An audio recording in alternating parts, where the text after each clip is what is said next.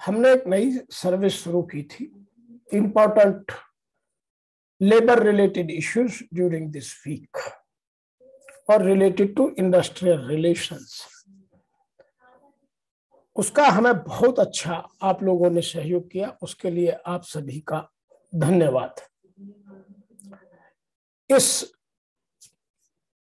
Video में हम बात करते हैं कि इस पूरे वीक के अंदर इंडस्ट्रियल रिलेशन से संबंधित कौन से इंपॉर्टेंट जजमेंट आए, कौन कौन सी एक्टिविटी हुई, लेबर डिपार्टमेंट ने या कंसर्न डिपार्टमेंट ने कौन कौन से इंपॉर्टेंट नोटिफिकेशंस या कोई अपने सर्कुलर्स या लेटर्स जारी किए जिनसे औद्योगिक संबंधों पर या लेबर लॉ में कोई बड़ा बदलाव सामने आता है।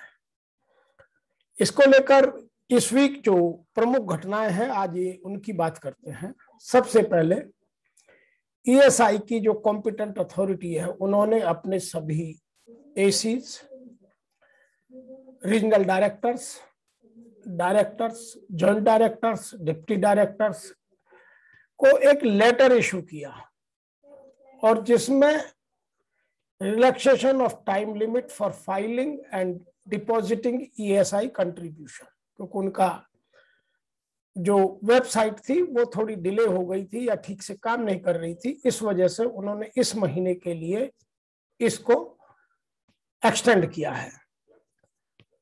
As per this order the time limit has been changed this month only from 15 to 30th। जो 15 तक हमें रिमिटेंस करनी थी वो 30 तक करनी होगी।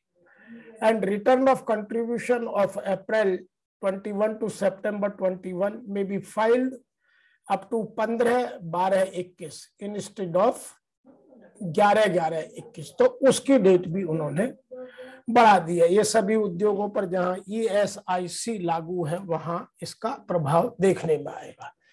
नंबर 2 घटना जो इस वीक में घटी है, the competent authority of Employees Provident Fund Organization has issued the circular to all additional Chief Provident Fund Commissioners, additional zonal officers, all regional Provident Fund Commissioners, all office in charges of regional offices, और इसमें उन्होंने बात की है mandatory seeding of Aadhaar number with UAN for filing ERC registered. इसकी date इन्होंने अब बढ़ा करके 30 नवंबर 2021 तक कर दी है। तो यह भी एक बड़ा चेंज है। जिन जिन लोगों को इसमें कुछ प्रॉब्लम आ रही थी वो अब 30/11 तक इसको ठीक करके सबमिट कर सकते हैं। नंबर 3 जो एक बहुत बड़ा, बहुत दिनों से पेंडिंग इशू था, तो central labour commissioner new Delhi ने एक लेटर नंबर 14/112/2018 IT 16 नवंबर 2021 को जारी किया, जिसमें उन्होंने refund of security deposits on the licence issued online, जो ऑनलाइन पर आपने लाइसेंस इशू के लिए पैसा जमा किया था, या तो लाइसेंस इशू हो गया, आपका काम खत्म हो गया, आपका दूसरा टर्म आ गया, आपने रिन्यू नहीं कराया, या आपको नंबर रजिस्ट्रेशन के बाद कुछ और प्रॉब्लम आई थी, तो उन सब रिफंड को आप ले सकते हैं। तो ये बहुत दिनों से एक पेंडिंग इशू था, एक ये क्लियर हुआ। Number 4 government of India has issued the extra ordinary gazette notification number 16112021-231196, जिसका सीरियल नंबर है 566, डेटेड नवंबर 16, 2021। यह जो अटल बीमित व्यक्ति कल्याण योजना है उसको एक्सटेंड किया है। उसमें जो आदमी को आपको रजिस्टर करना था उसकी डेट बढ़ा करके उसकी डेट को 1/7/21 से लेकर के और अब 30/6/22 तक बढ़ा दिया है। तो जो लोग इसमें अटल बीमित व्यक्ति कल्याण योजना का लाभ अपने एम्प्लॉय को दिलाना चाहते हैं वो इसका बेनिफिट लेकर के बढ़ी हुई डेट को आगे यूज कर सकते हैं। नंबर 5 जो घटना घटी है वह घटना घटी है अभी जो किसान से रिलेटेड 3 बिल वापस हुए उसके बाद। उसका इम्पैक्ट ये आने लगा है कि labour law come into the focus एमिड protest threat. अब गवर्नमेंट ऑफ इंडिया को ऐसा लगने लगा है कि हम इसमें जब भी कोई चेंज करेंगे, नोटिफाई करेंगे, तो ये भी प्रोटेस्ट किसान आंदोलन की तरह ही होगा, क्योंकि यूनियंस ने ऑलरेडी थ्रेट दी हुई है कि हम 26/11 को करेंगे और इन लेबर लॉज को लागू नहीं होने देंगे। उनकी और भी कुछ मांगे बाकी हैं। दूसरा, जो centre yet to finalise timeline for notifying the rules for 4 codes. Government भी अभी तक कुछ विशेष दबावों के कारण इसकी कोई डेट निश्चित नहीं कर पाई है कि इसको नोटिफाई कब किया जाएगा और कब से लागू किया जाएगा, जबकि कोड ऑन वेजेस तो 2019 में पास हो चुका है। उसका एक और इंपॉर्टेंट पहलू है जो सबको समझना होगा। अभी तक केवल 10 राज्य सरकारों ने ही अपने से संबंधित रूल्स जो इन चारों कोडों से संबंधित है प्रकाशित किए हैं। बाकी और सभी स्टेट्स गवर्नमेंट ने अभी तक इनमें कोई पहल या कोई प्रतिबद्धता नहीं दिखाई है। तो ये इम्पोर्टेंट 5 इंपॉर्टेंट इश्यूज इस वीक में हुए हैं और इनसे सबसे लगता है कि गवर्नमेंट इंडस्ट्रियल रिलेशंस को लेकर काफी कुछ करना चाहती है, लेकिन दबाव के कारण या समय की कमी के कारण ये चीज अभी आगे नहीं बढ़ पा रही है। दूसरा हमारा इंपॉर्टेंट इशू रहता है लैंडमार्क जजमेंट और पर्सपेक्टिव विच में इम्पैक्ट ऑन इंडस्ट्रियल रिलेशंस। तो इसमें एक तो employer can terminate services in the event of surpassing और submitting the false information by the employees. ये पहले से ही स्टैंडिंग ऑर्डर्स में कुछ लोगों ने, कुछ एम्प्लॉयर्स ने अपने यहाँ डाला हुआ था, नहीं तो कुछ एम्प्लॉयर्स को प्रॉब्लम आ रही थी। तो अब सुप्रीम कोर्ट ने ही यह डिसीजन दे करके, केस नंबर है CA 7353 और 7354, ये 2009 से पेंडिंग थे। उन्होंने 11 नवंबर को डिसीजन देकर यह निश्चित कर दिया है कि अब एम्प्लॉयर का यह राइट है कि वह गलत इंफॉर्मेशन देने वाले एम्प्लॉय की सर्विसेज कभी भी टर्मिनेट कर सकता है। बड़ा इसका एक इम्पैक्ट आएगा, इसीलिए जो फॉल्स इंफॉर्मेशन दे करके लोग जॉब में आते हैं उनके लिए समझने की बात है। दूसरा जजमेंट सुप्रीम कोर्ट ने पास किया है, वह डायरेक्ट लेबर से संबंधित नहीं है, लेकिन उसका पोस्ट पर बहुत इम्पैक्ट आने वाला है। वो जो डिसीजन है वो पोस्को से रिलेटेड है।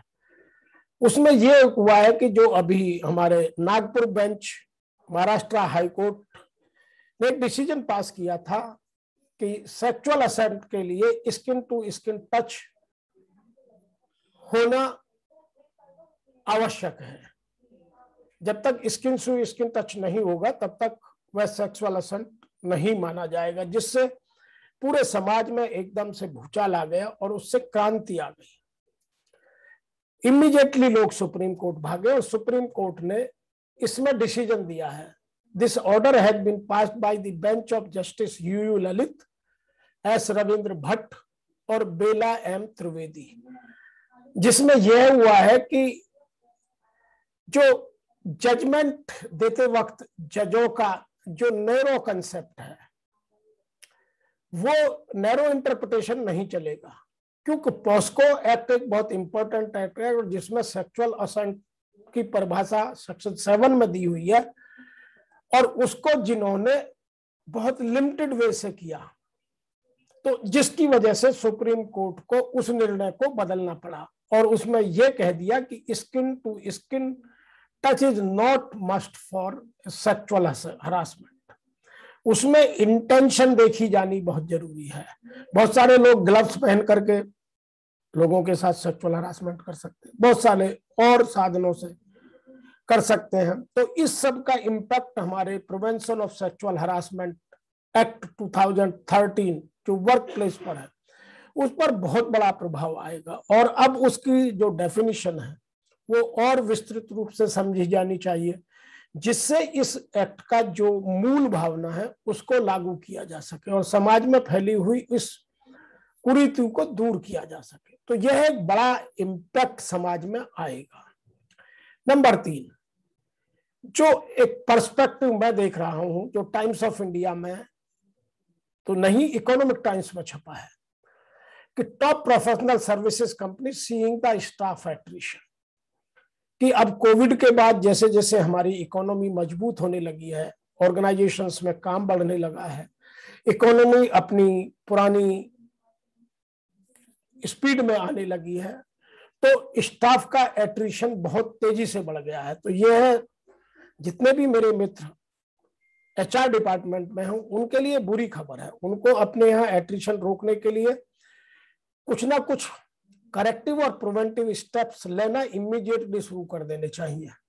अदरवाइज ये एट्रिशन के लिए मैंने एक अलग से और वीडियो डाला है, उसे आप देख सकते हैं, समझ सकते हैं कि मैंने क्या सजेशन दिया है या क्या क्या इम्पैक्ट इसका इंडस्ट्री में आ सकता है। नंबर 4, एक नया पर्सपेक्टिव आया है जो अभी कोर कॉम्पिटेंसी एचआर डिपार्टमेंट में होती थी, एक अच्छे बिजनेस लीडर में कही जाती थी, उनमें कोई नई कॉम्पिटेंसी ऐड हो गई है, वो है curiosity. Curiosity is the valuable trait among the staff और बिजनेस लीडर्स। वो है कि जब तक हमारे अंदर हाई क्यूरोसिटी नहीं होगी then we can not survive. तो जो लर्निंग एजिलिटी है वो क्यूरोसिटी के बाद आती है।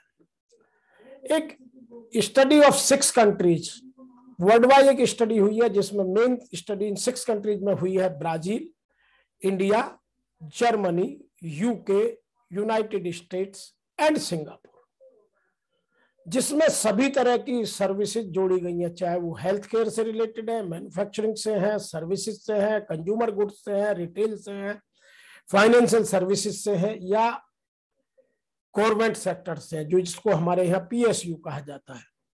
उन सब में यह बात पूरी तरह से सिद्ध हो गई है और यह बात पाई गई है कि जिन लोगों की क्यूरोसिटी टू लर्न बहुत हाई है, क्यूरोसिटी टू नो बहुत हाई है, they are the very good business leaders and they can do fantastic job on their respective positions. तो ये एक नया पर्सपेक्टिव, जो क्यूरोसिटी को अभी तक हम इसमें नहीं जोड़ते थे, तो क्यूरोसिटी एक नई कॉम्पिटेंसी है जो एचआर डिपार्टमेंट को अपने लोगों में पैदा करने के लिए ट्रेनिंग एंड डेवलपमेंट के तहत बहुत सारी एक्टिविटीज करनी होंगी। मैं और मेरी संस्था वीके डायनेमिक लीडरशिप सेंटर इस एरिया में काम करते हैं। यदि किसी को भी मेरी सर्विसेज की आवश्यकता है तो आप हमें लिखें, या आपके यहाँ जो हमारा यह इशू है जो हम वीकली जिस पर चर्चा करते हैं, आपके यहाँ कोई इंपॉर्टेंट इशू है तो भी हमें लिखें, हम आपकी बात अक्रॉस द कंट्री पहुंचाने का प्रयास करेंगे और उन पर सॉल्यूशन भी देंगे। मैंने इन्हीं से रिलेटेड बहुत सारे वीडियो भी बना करके मैं अपने इसी पर चैनल पर डालता हूं। आप मेरे चैनल को सब्सक्राइब करें, उन्हें देखें, अपने यहाँ अपनी एम्प्लॉय रिलेशन या इंडस्ट्रियल रिलेशन कॉम्पिटेंसी को डेवलप करें, अपने बिजनेस की प्रॉफिटेबिलिटी को और सस्टेनेबिलिटी को और बढ़ाएं। आपका मेरे इस वीडियो को देखने का बहुत बहुत